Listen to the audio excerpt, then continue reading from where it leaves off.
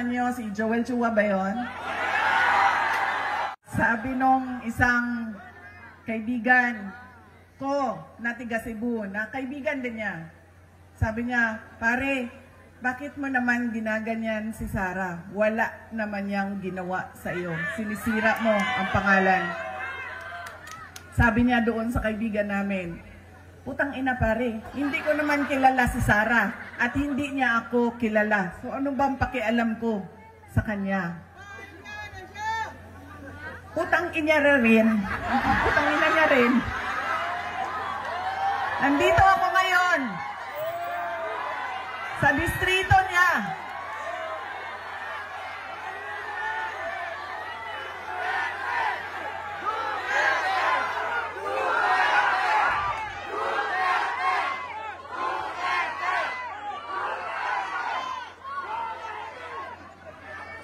Nagpapakilala ako sa inyong lahat. Ako, si Sara Duterte. Kaya ko makipag-away sa kanal.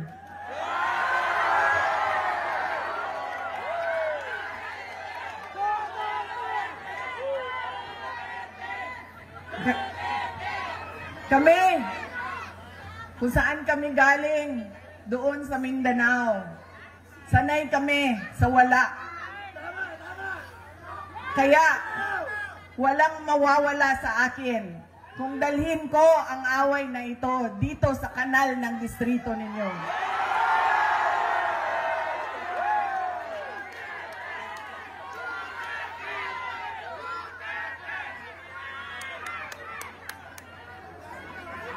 Mga sis, saan kayo galing?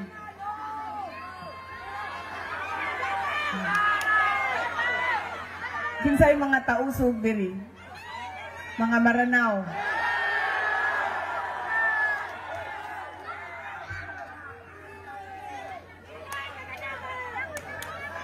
Kinsay mga Bisaya.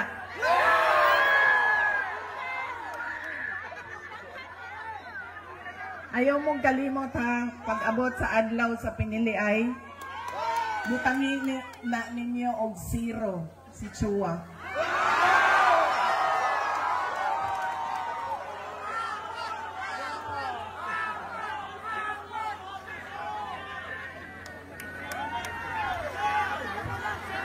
Pangalawa, sikat na apelido, pamilyang politiko, automatic ang boto natin. Pangatlong, ugali ng mga Pilipino sa pagpili ng kanilang mga leader. Kung sino yung may pera at bumibili ng boto, ay ibinibigay natin ang ating pagkatao sa kanila.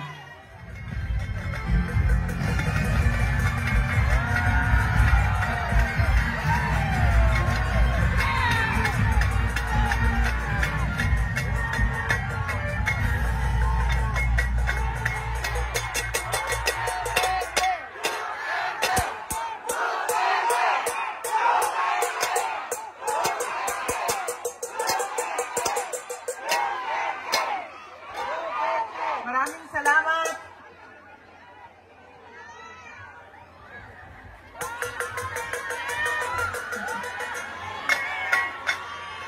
Assalamualaikum warahmatullahi wabarakatuh. Madayaw mayong gabi kaninyong tanan.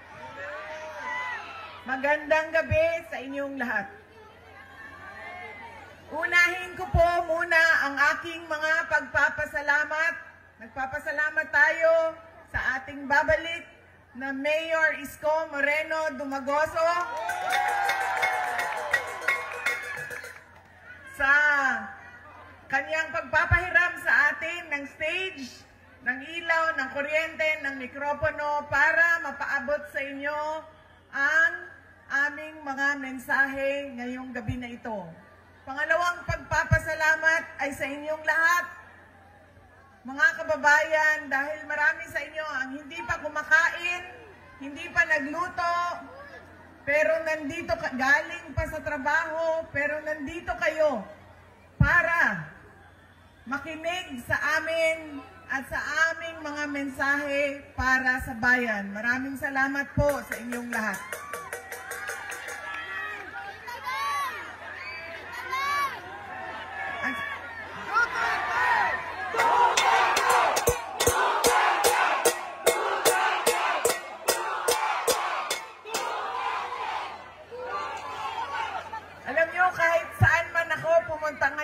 galing kaming Samar, tumawid kaming Leyte, tumawid kaming Cebu, tumawid kaming Negros, pumunta ako nung isang kagabi dito sa syudad ng Maynila, kaninang umaga sa Quezon City. Ngayon bumalik na naman ako sa syudad ng Maynila. Ang sigaw ng mga tao ay Duterte.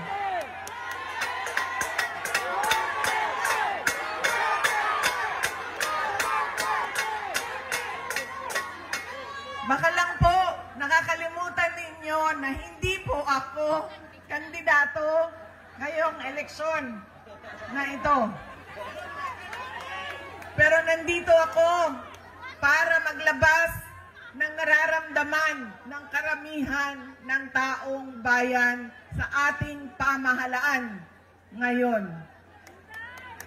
Pero tapusin ko po muna ang aking mga pagpapasalamat. Ang sunod po na pagpapasalamat ay mula sa akin, personal, sa inyong lahat, mula sa mga kasamahan ko at sa aming opisina sa tanggapan ng pangalawang Pangulo sa inyong patuloy na suporta at pagtitiwala sa aming lahat. Maraming salamat po sa inyong mga kababayan.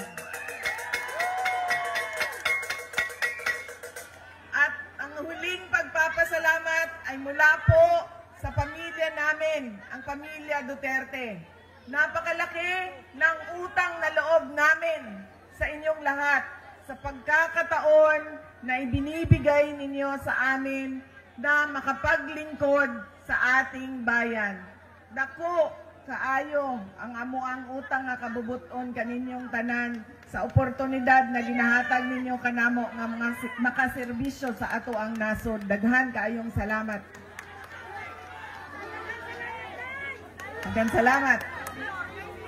Alam nyo, marami sa ating mga problema ngayon ay dahil sa ugali nating mga Pilipino kung paano tayo pumipili ng leader ng ating mga komunidad at ng ating bayan.